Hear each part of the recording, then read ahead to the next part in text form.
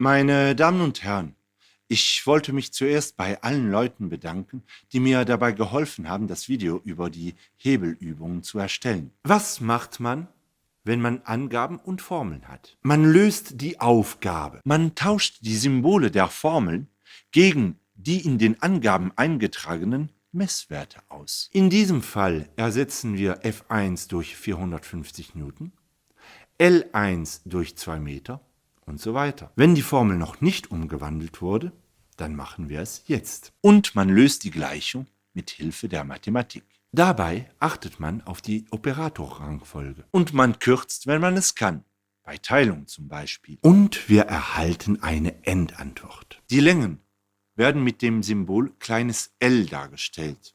Und die Einheit ist der Meter, kleines m. Die Kräfte stellt man mit einem großen F dar.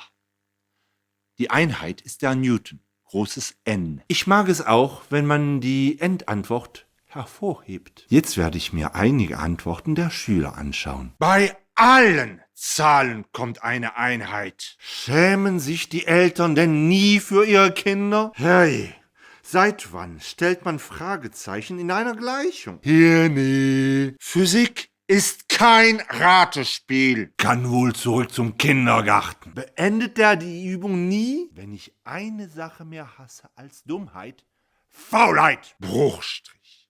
Gleichzeichen. Gleiche Höhe. Was ist das für eine Einheit? Kurz gefasst, die Symbole werden in den Formeln durch entsprechende Wertenangaben ersetzt. Mit Hilfe mathematischer Verfahren gelangt man zur endgültigen Antwort, die man deutlich hervorhebt.